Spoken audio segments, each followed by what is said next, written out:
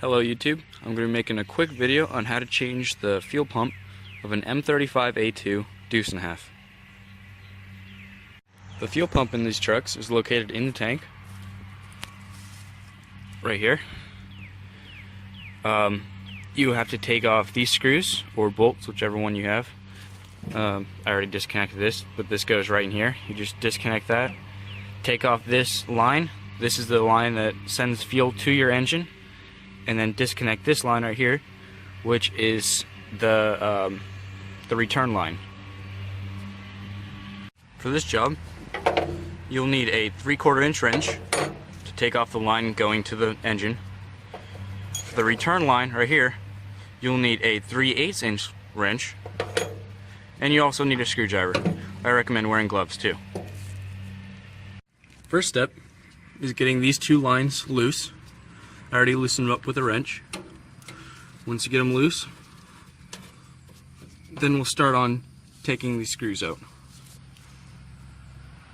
This next step is to remove these lines. This one, you might need to move this forward a little bit and pull it out. This one's a little bit tricky. Sorry. There you go. Now once you have these out of the way, careful not to bend them or anything. This should pull right out.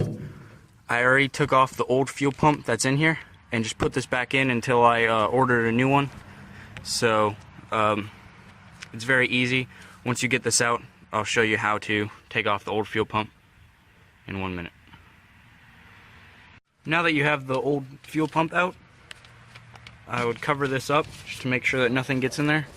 I just used some newspapers. There we go. Just to make sure that no leaves or anything fall in there. Now that we have this out of the truck, this is our old fuel pump. It was no longer working. Here's a new fuel pump, which I purchased off eBay. It was only $50 with, I think, $10 shipping. It's a really good deal for these, and these are very high quality fuel pumps, and it came with a pretty good deal. So installing this, here's a power wire that connects to, if you can see it, the black wire on the left right here, and this white wire right here is the ground, which connects right here. If you could see on that side, you can see how the old fuel pump grounded out right there. Bolt just goes right through there, and you ground out that wire. Here's the old one. You can see how it kind of connected right there. Alright, let's get to it. As you can see, these two wires are no longer connected together. I cut off the heat shrink very carefully with my knife. You want to do this carefully so you don't damage any of these wires. But now we are going to expose some of these wires. I'm going to cut them a little bit. Expose the power, the ground, and also the power wire on this end. And then I'm going to solder both these power wires together. And then I'm going to put some heat shrink around them to protect them. And that will make a nice connection between the two. And then we will attach the ground wire and mount the pump, and then we're good to go.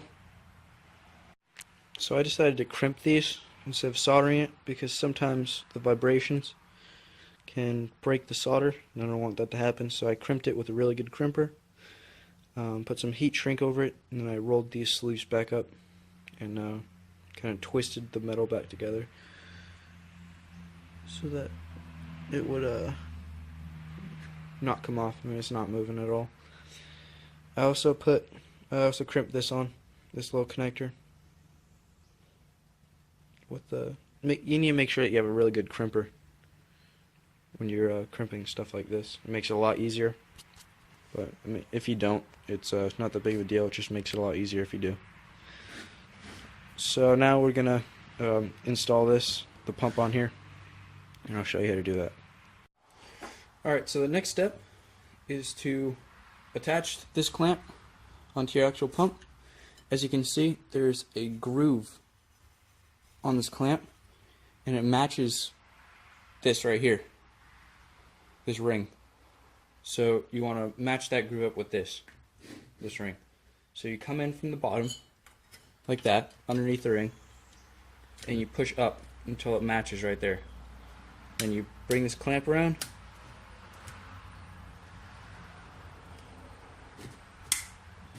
and there you go, nice and tight.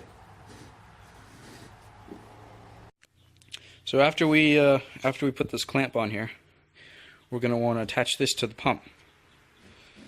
So think of this as the front of the pump, and this these two are where the the return line comes in, right there. So that's the rear. So this is the front. We want to line the front up with this intake hose. This is the hose. This sucks in the fuel and brings it up, and then it goes to the engine. So we want to line this this hose up right here to the front.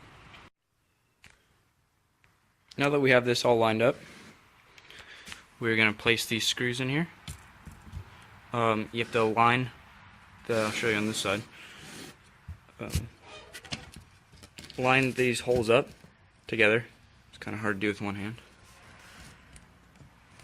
hand. Line these holes up right here and slide in the screw. I already did on this side. And then on the other side of the screw goes one of these bolts on the back side, like that. And then you just tighten the screw, and that'll tighten the bolt. And then on this side, when you put the screw in, make sure you put the ground in before, and then you put the screw in, and then the bolt on the other side, just like on the other side, on this side right here. Now we have this all put back together. I have these bolts tightened, these screws tightened right here. I have the ground wire connected to that one. Have this one all tight. Just need to tighten this hose clamp right here, and then we'll be good to go. Good to put it back in. So now we're going to install the fuel pump back into the tank. Once again, you want to make sure that all of this is cleaned off before you work around here. You don't want anything to get, any debris or anything else to get inside your tank. You want to remember that this goes towards you. This is the front. This is where the fuse box is.